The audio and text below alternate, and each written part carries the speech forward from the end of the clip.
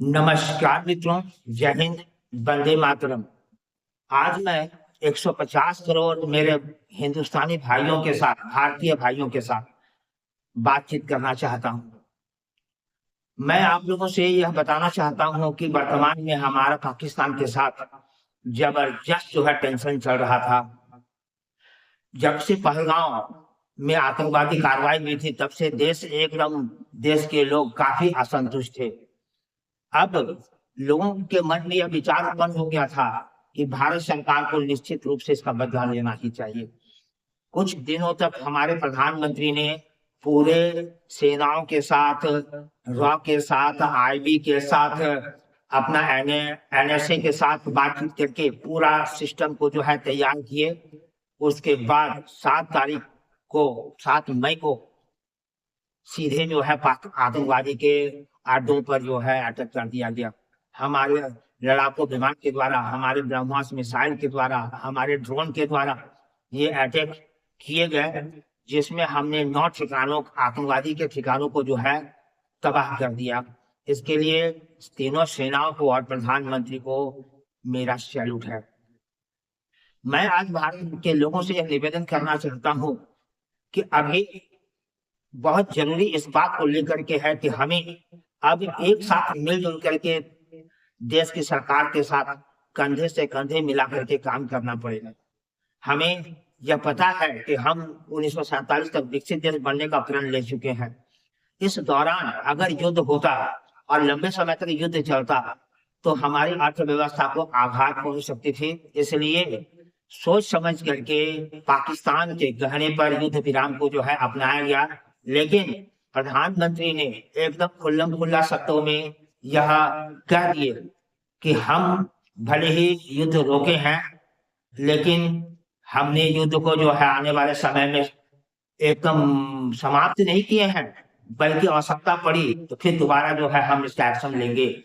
जब जब हमारे देश में आतंकवादी कार्रवाई होगी, तब तब हम एक्शन लेंगे और आतंकवादी कार्रवाई को जो है एक्ट ऑफ वार माना जाएगा और सीधे सीधे इसका जो है पाकिस्तान में युद्ध की तरह इसका जवाब दिया जाएगा।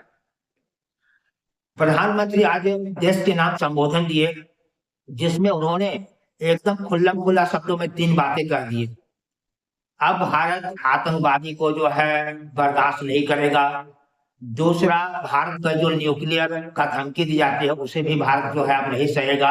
और तीसरा, आतंकवाद और उसके आकाओं में कोई फर्क नहीं किया जाएगा। और जिस दिन आतंकवादी कार्रवाई हुई उस दिन घुस के मारेंगे। अर्थात उन्होंने एकदम क्लियर कर दिया है कि युद्ध का रास्ता खुला हुआ है।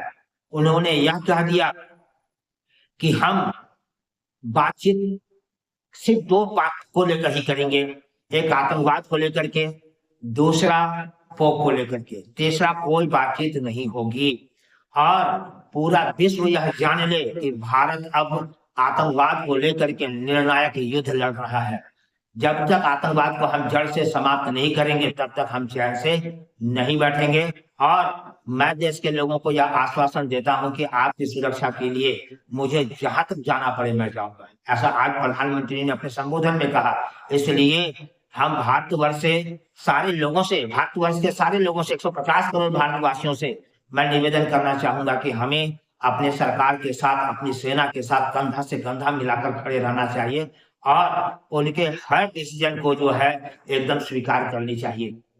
मैं आज उन नेताओं से, उन पार्टियों से भी बातचीत करना चाहता हूं कि आप युद्ध में अवसर मत ढूंढिए। देश से जब युद्ध लड़ रहा होता है उस समय राज से बढ़कर कुछ नहीं होता है।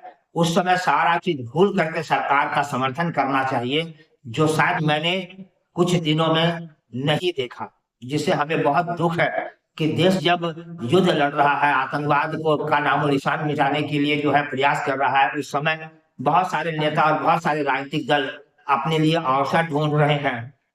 ये सही नहीं है। और आप जानिए, आप भले ही सोचते हैं ना कि आप चुनाव के लिए आधार स्तंभ बना रहे हैं, लेकिन देश के लोग आपको कभी नहीं पसंद करेंगे। आपके इस तरह के व्यवहार को देश के लोग कभी स्वीकार नहीं करेंगे। और मैं भारतवर्ष के लोगों से यह भी कहना चाहता हूं कि इस युद्ध ने भारत का भविष्य उज्जवल बना दिया। कह रहा हूँ क्योंकि अभी युद्ध हुआ, उसमें चीन के जितने भी अर्थशास्त्र पाकिस्तान ने खरीदे थे, वो सारे के सारे जीरो सफल साबित हुए। उसकी सफलता क्या थी? जीरो थी। और हमारी जो अस्त्र शस्त्र थे वो 101% सफल हुए। हमने मिसाइल जो छोड़ा जिसका नाम ब्रह्मोस है, उन्होंने एकदम सटीक वार किया। इसलिए आज पूरे विश्व में केवल ब्रह्मोस की ही चर्चा चल रही है। और मैं भारतवर्ष के लोगों से यह कहना चाहता हूं कि बहुत जल्द होगा जब विश्व के अधिकांश देश हमारे ब्रह्मोस को खरीदेंगे, और अब हम अरबों खरबों रुपए का ब्रह्मोस का व्यापार करेंगे। उसके बाद हमारे आकाश मिसाइल ने सारे मिसाइलों को, सारे जहाजों को और पाकिस्तान से आने वाले ड्रोनों को जो है मार गिराया। इससे हमारे आकाश सिस्टम की भी जो है, मिसाइल सिस्टम की भी जो है मांग काफी बढ़ गई है। आने वाले समय में भारत अपने देश में बनाए हुए युद्ध शस्त्रों को जो है बेच करके अरबों खरबों रुपया कमाएगा। इससे हमारे 5 ट्रिलियन डॉलर की अर्थव्यवस्था को मजबूत करने में काफी मदद मिलेगी। इसके अलावे विश्व को यह भी नजर आ गया कि रूस से हमने जो S-400 खरीदा है वह गजब का जो है मिसाइल सिस्टम है। उसके सामने सही में कोई भी जो है इंडिया में घुस नहीं सकता है या हमारी भूमि को नष्ट नुकसान नहीं पहुंचा सकता है, यह भी क्लियर हो गया। इसलिए आने वाले समय में रसिया की भी जो है पूरे विश्व में साख बढ़ेगी और रसिया के S-400 मिसाइल का जो है खूब डिमांड बढ़ेगा।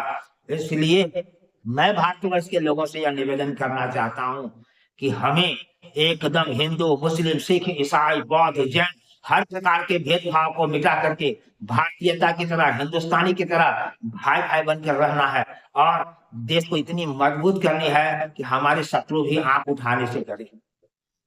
इस दौरान मैंने ओवैसी साहब का जो है जो स्थिति देखी है, जो उसका देश के प्रति स्नेह देखा है, ऐसा स्नेह मैंने किसी भी नेता में नहीं देखा है। विपक्ष के जितने भी नेता हुए उनको ओवैसी सर से सीख लेनी चाहिए। भले ही ओवैसी सर देश के अंदर विपक्ष को या देश के प्रधानमंत्री को या देश की सरकार को जितनी भी आलोचना करते हो, लेकिन जब युद्ध का अवसर आया तो उन्होंने सरकार की आलोचना नहीं की बल्कि पाकिस्तान का धज्जी उड़ा दी और उन्होंने कहा कि हम एकदम सरकार के साथ हैं। इसलिए सर ओवैसी सर को भी हम सैल्यूट करते हैं। सारे नेताओं को ओवैसी सर से सीख लेनी चाहिए कि कैसे देश का समर्थन इस समय किया जाता है। जय हिंद, वंदे मातरम।